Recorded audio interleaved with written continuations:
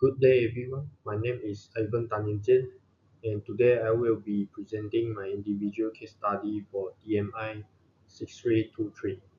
My case study focuses on Malaysia's banking SMS phishing scams, which have become one of the most common forms of cyber fraud in Malaysia.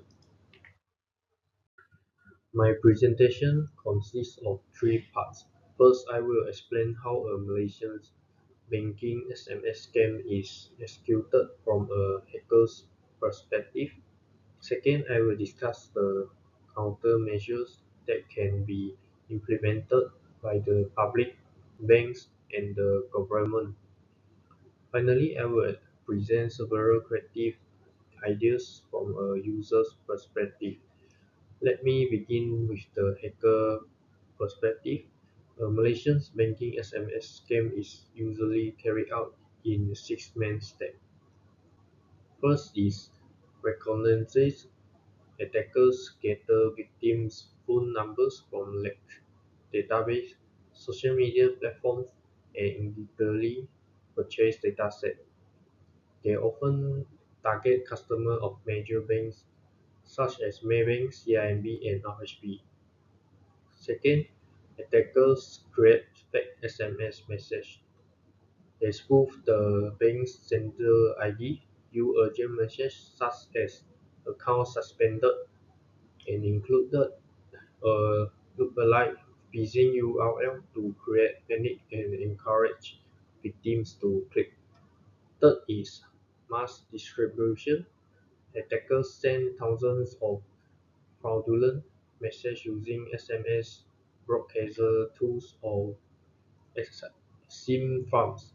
The larger of the number of messages sent, the greater the probability of the victim clicking on the malicious link.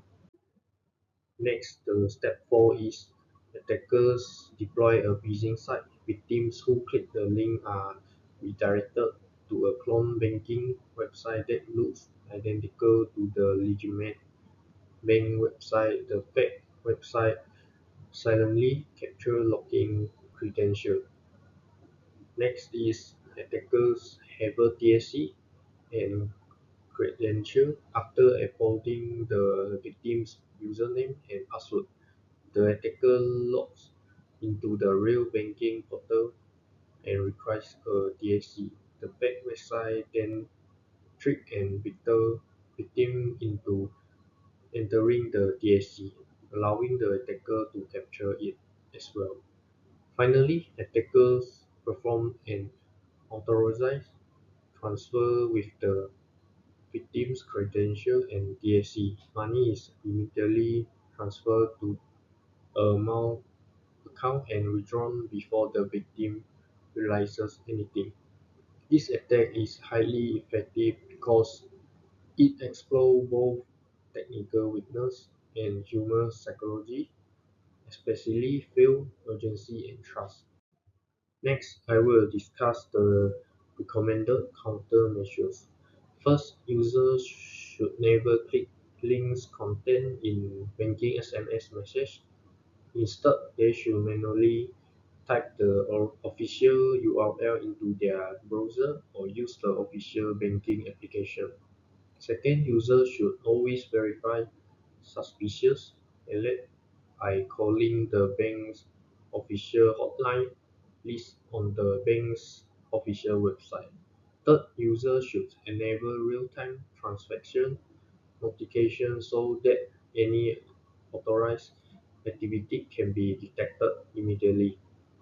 Finally, users should understand that banks will never ask for passwords, TAC codes, PIN numbers, or full card details through SMS, phone calls, or email. Next, for banks should implement SMS sender ID protection to prevent spoof SMS messages from reaching customers. In addition, banks should deploy AI-powered transaction monitoring system to identify and temporarily hold suspicious transactions before they are processed. Banks should also replace traditional DAC approval with secure app-based cryptography method creation, which is much more resistant to phishing attacks. Furthermore, banking applications should include an in-app phishing report button so that customers can report suspicious messages directly for immediate investigation. The government and MCMC should enforce a mandatory anti-spoofing policy for all financial institutions. They should also maintain a national phishing domain blacklist and require Internet service providers to block malicious domains as quickly as possible. In addition, continuous cybersecurity awareness campaigns should be conducted, particularly targeting senior citizens and less tech-savvy individuals who are the most common scam victims. Finally, stronger cross-agency collaboration among banks, telcos, PDRM, MCMC, and Bank Negara Malaysia is necessary to improve scam detection and response. From a user's perspective, I would like to propose several additional ideas. For banking applications, a pre-transfer warning system could alert users before sending money to a new recipient, especially for large transactions. A scam number checker could allow users to verify suspicious phone numbers, URLs, or bank accounts before making transactions. Banks could also implement a cooling period for first-time high-value transfers, giving users time to reconsider before the transaction is completed. An in-app SMS scanner could allow users to paste suspicious messages into the bank application for instant phishing analysis.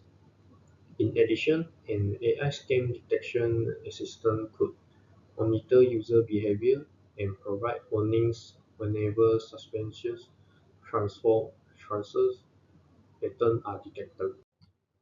From the government's perspective, a national scam awareness portal could be created to enable citizens to report and verify suspicious phone numbers, URLs, and bank accounts. The government could also introduce mandatory digital literacy programs in schools and community centers to improve cybersecurity awareness. Furthermore, banks should be allowed to freeze suspected bill accounts within hours instead of days in order to minimize financial loss. Finally, a national scam alert app could be developed to provide real-time alerts regarding newly discovered phishing attacks and fake websites. Thank you. That concludes part one of my presentation. On part two, I have developed two proactive security solutions to address Malaysia's banking SMS phishing scams: a phishing SMS analyzer and a proactive banking application. Let me demonstrate both solutions now. This is the phishing SMS analyzer integrated into a banking application interface. To use it, users simply paste a suspicious SMS message, enter the sender information, and tap Scam SMS. Now I will show the Scam SMS.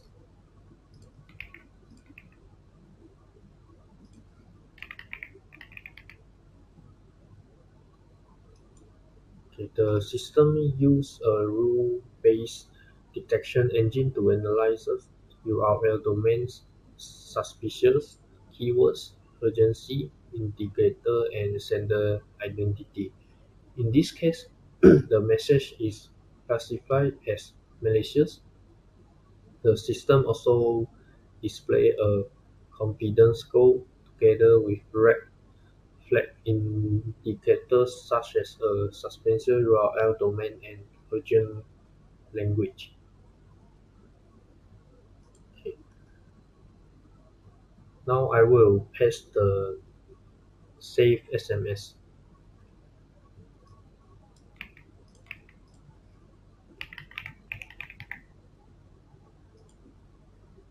Okay. When a legitimate banking message is analyzed, the system correctly classifies it is safe, highlighting green flag identifier such as the official bank sender ID and standard DSC format.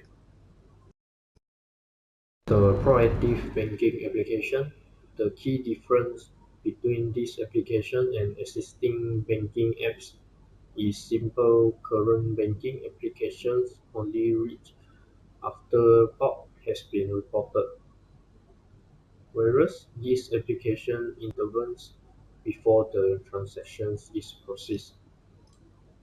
Now I will try to key in the recipient name and the large amount.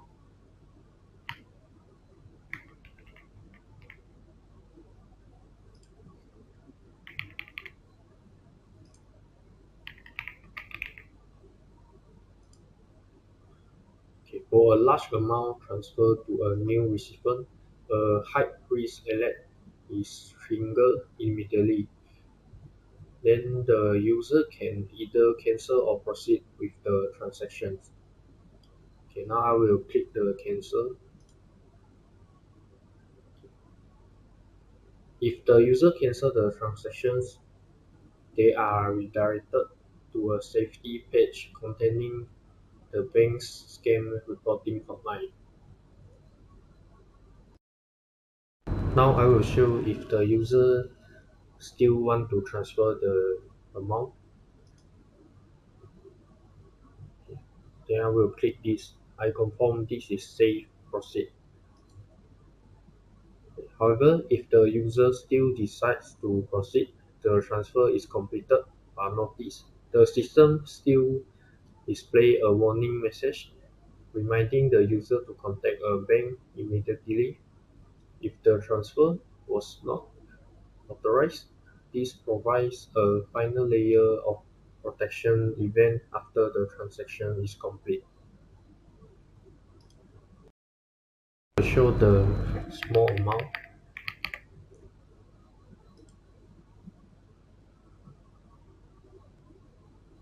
for a smaller amount transferred to a new recipient, a medium risk warning appears, asking the user to verify the recipient details before processing.